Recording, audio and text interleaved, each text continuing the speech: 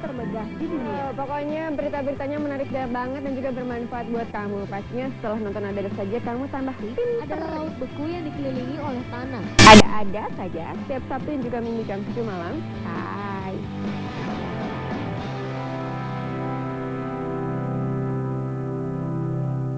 Pengganti saya harus didorong oleh masyarakat agar melanjutkan itu, tidak ada alasan untuk tidak melanjutkan.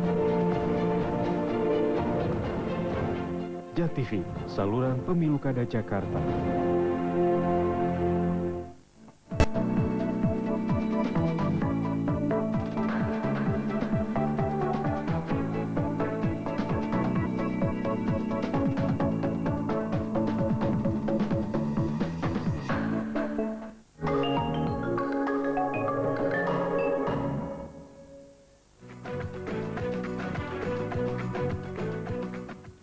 Ya, pemirsa, terima kasih Anda masih tetap bersama kami dalam Terapi Kolbu The Power of Soul. Dan baik, kembali kepada Bapak Ustadz Sony nih Pak ya, memang sekarang sudah di penghujung acara nih Pak Ustadz ya. Tadi sempat membahas nih Pak mengenai surat Al-Fatihah ya Pak, agar kita biar bisa terbebas dari itu semua adalah harus bisa bersih hati ya Pak ya, dan berkiblat kepada surat Al-Fatihah itu sendiri. Nah itu bagaimana nih Pak caranya biar kita bisa yang namanya bersih hati seperti itu tuh Pak?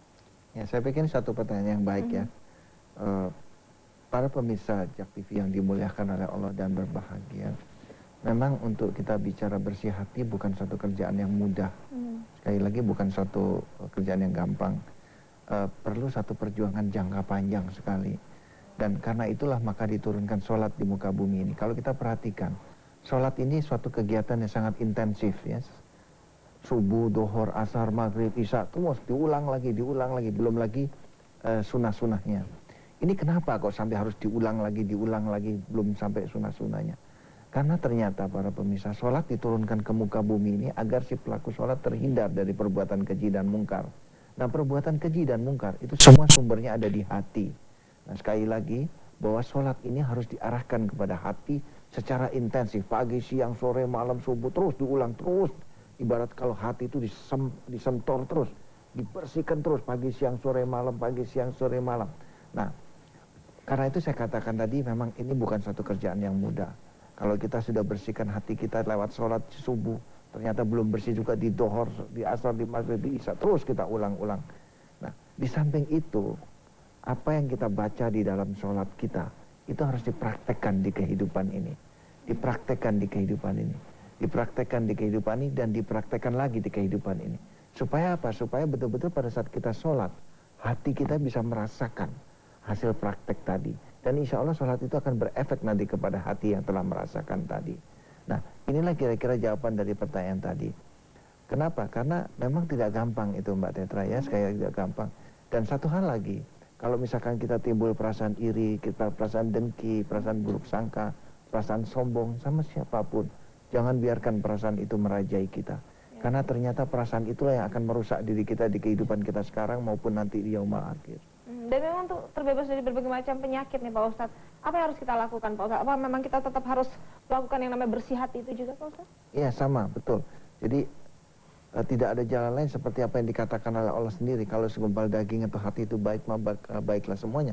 Jadi memang kembali lagi kalau memang kita ingin badan kita lebih nyaman, lebih enak ya, lebih sehat ya, kita harus memelihara hati kita tadi.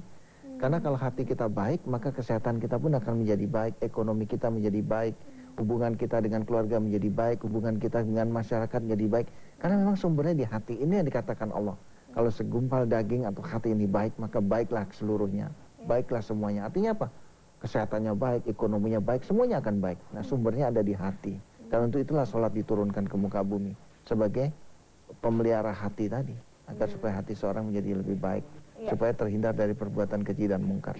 Baik, ini kepada Pak Acim lagi nih Pak Acim ya. Apa Pak Acim yang hikmah yang bisa diambil dari Bapak berobat ke klinik terapi kolbu ini Pak? Ya hikmahnya ya perasaan saya merasa senang, lega, damai hati saya itu seperti gitu aja. Perasaan saya.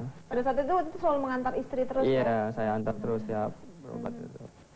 Mungkin istri yang diobati tapi memang suami juga dapat efeknya yang baik juga ya dari klinik terapi kolbu itu ya. Memang benar ya Bu ya, tidak ada namanya pemijatan itu tidak ada sama sekali ya. memang tidak ada sama sekali obat, apalagi tidak ada, ya kan? Dan juga tidak, pasti ibu sempat kepikiran nggak sih, ini jangan-jangan pakai bantuan jin seperti itu? Sempat kepikiran nggak? Nggak ya, jadi memang benar-benar hatinya sudah bersih, jadi sudah berpikiran positif ya. Baik, ya pemirsa perlu diketahui juga memang nih pemirsa, memang di klinik terapi kolbu ini tidak ada yang namanya bantuan jin sama sekali. Anda tidak perlu takut yang namanya musyrik, dan Anda juga bisa terbebas dari namanya jamu-jamuan, obat-obatan, herbal, jarum suntik, pemijatan pun juga tidak ada sama sekali. Nah tentunya bagi Anda yang ingin datang ke klinik terapi kolbu, Anda bisa langsung catat alamatnya ada di Jalan Utan Kayu Raya nomor 24 Jakarta Timur.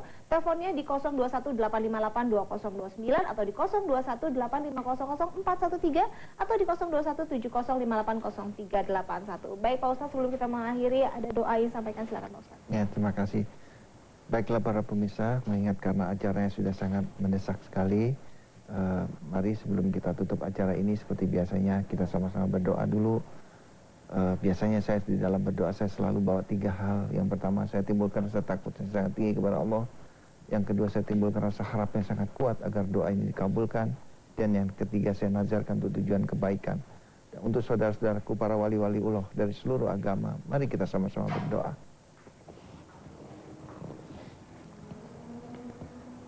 Ya Allah, ya Tuhan kami, Engkau memang maha besar, Rabb. Kebesaran-Mu meliputi seluruh alam jagat raya ini, beserta semua bilangan yang di luar kemampuan batas kami untuk berpikir, karena Engkaulah Sang Maha Besar. Rabb, Kau ciptakan kami di alam jagat raya ini sebagai pelengkap dari kebesaran-Mu di alam jagat raya ini. Lihatlah kami, demikian banyak kekurangan yang ada dalam diri kami. Usia kami pun sangat pendek dibanding dengan jagat raya yang Kau ciptakan yang demikian dahsyat ini. Dalam kehidupan kami yang sangat pendek ini, demikian banyak dosa yang telah kami perbuat. Sangat malu kami, Rob, apabila kami harus kembali kepadamu dengan membawa dosa yang demikian banyak ini. Karena itu, saksikanlah, Rob, pada hari ini kami secara bersama-sama mengucapkan satu kata, ampuni kami, ampuni kami, ampuni kami, ampuni kami, Rob, ampuni kami.